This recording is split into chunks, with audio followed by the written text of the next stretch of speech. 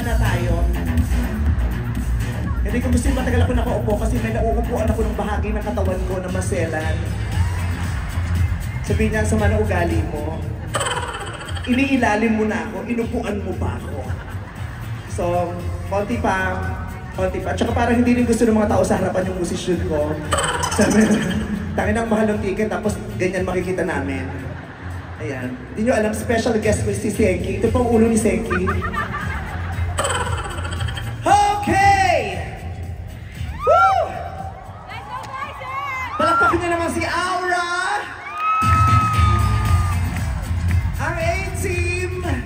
At ang Fam MNL, thank you very much guys for that wonderful opening number. Parang Super Bowl, di ba? Hindi nyo na malayan, 20 minutes na agad yun natapos. Di ba, nakakatuwa. 10 minutes agad yung opening, and 30 minutes lang po itong show na ito. Kaya we only have 10 minutes left. Palalayasin tayo ng Araneta.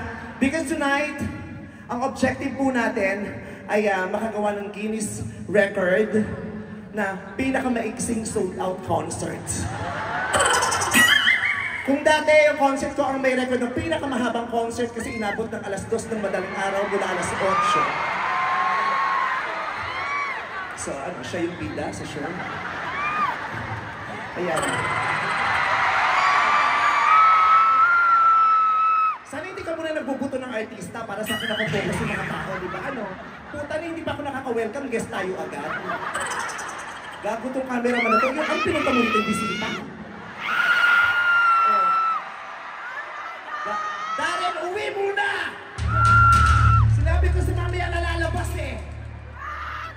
Ang mahal ng binayad ko sa mga camera at cameraman kasi hindi ako ipapakita mo.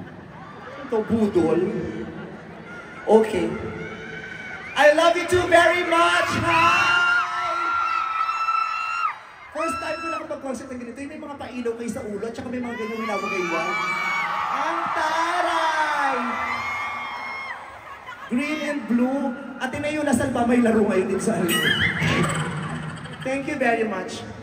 Alam mo, bago po ako lumabas dito sa stage kanina, nagme-makeup kami, hindi ko alam, ngayon ko lang na-realize kasi biglang sinabi nung stylist ko, si Aaron Mangsa, sabi niya, ate, pang 10 Araneta Coliseum mo na ba? Tapos naiyak ako, oh my God, I didn't realize until sinabi niya na, this is such a milestone. 10 Araneta concert na punong-puno. I'm just so blessed. Oh my God, my Lord, thank you. Hindi lahat nakakapag-10 Araneta concerts. Diba? Tapos ako pinapayagan niyo akong makapuno ng Araneta sa ika-10 pagkakataon. Maraming salamat. My heart is just full of so much joy. I am overwhelmed tonight. 10 Araneta. Diba? Pang 10 Araneta ko na to. Pero nauna pa yung performer kaysa dun sa manunood. Hindi, ganyan talaga may mga nalilit. Kaya maraming salamat. Sino dito yung mga nakapanood na ng concerts ko noon pa? Sino yung first timers?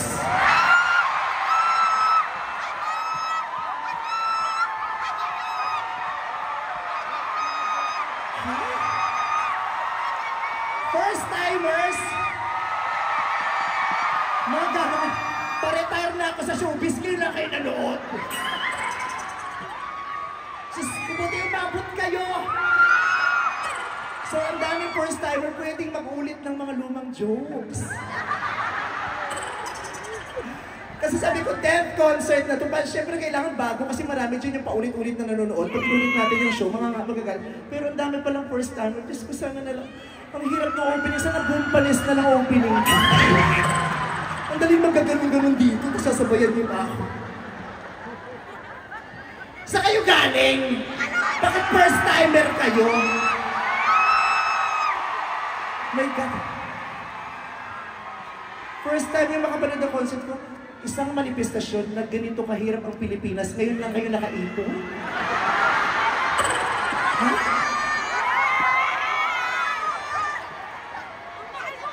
Tingnan mo. ang saya-sayo ng mga nasa paligid. Ito po kasing area na to, enclosed to, wala silang naririnig. Nakikita lang nila ako, pero hindi nila ako naririnig. That's my belief. Oo. At saka, kaya mahal yung ticket dito sa harapan. Kasi may dextrose dyan. Diba? Diba? Woo! Pero kilala kita!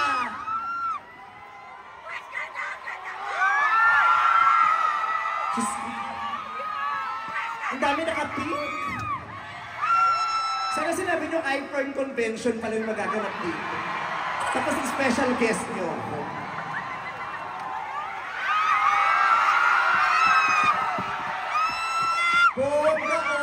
Punong-puno tayo. Maraming salamat. So, sino yung mga first timer? Yan. At dahil ang daming first timers, pangungunahan ko na ho kayo. Hindi ito pangkaraniwang concert. Na yung bida, kakanta, tapos magsasalita ng konti, tapos kakanta na naman, tapos magsasalita ng konti, tapos kakanta na naman, tapos iiyak ng konti, tapos kakanta na naman. Hindi po ako ganon. Ha? Si Regine po yung nanood tayo concert, kanta ng kanta, okay sa atin yun. Kahit hindi siya magsalita, kumanta lang siya ng kumanta, okay sa atin yun. Diba? Hindi rin po ako yung nag-concert na kakanta, tapos mananalangin, tapos kakanta, tapos magsasabi ng words of wisdom. Si Gary B po yun. Hindi po ako ganon. Ha? Ang concert, ang gabing ito ay punong-puno ng kababuyan. Handa ba kayo? Handa ba kayo?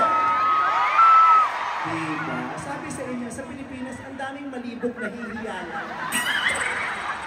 Umaarte lang kayo, nakala nyo ang class-class nyo, pero pag ang topic na puro mga bolastugan, tuwang-tuwa kayo. Diba? Tapos pag nabash ako, kunyari ibabash nyo ako ng konti sa comment section, pero ang totoo, isa kayo sa mga nakitawa.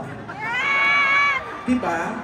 So ngayon pa lang, ang daming first timers. Ang show ko ngayong gabi ay rated SSSSSSSSSPG. Super sobrang strict na parental guidance. Kaya sa mga hindi handa, sa mga very conservative, sa mga very sensitive, sa mga very politically correct, sa mga balat sibuyas, ngayon po ay binibigyan ko kayo ng 10 segundo para tumayo at para mag-refund at umuwi na. Huwag nyo kami dinadamay sa mga kabagutan ng buhay nyo. Okay, 10, 9, 8, 7, 6, 5, 4, 3, 2, walang umuwi, ha? So, ready kayo, ha? Okay. Kinakabahan ako nung sinabi kong bibigyan namin ng 10 segundo, tapos umuwi na yung mga... Paano kung yung banda yung sensitive, tapos sila yung umuwi? Sinong tutugtog? Diba? O kaya yung director, o kaya yung mga lightsmen, yung ganyan. Okay, so handa kayo, ha? Huwag tayong mag-arty-artyhan dito.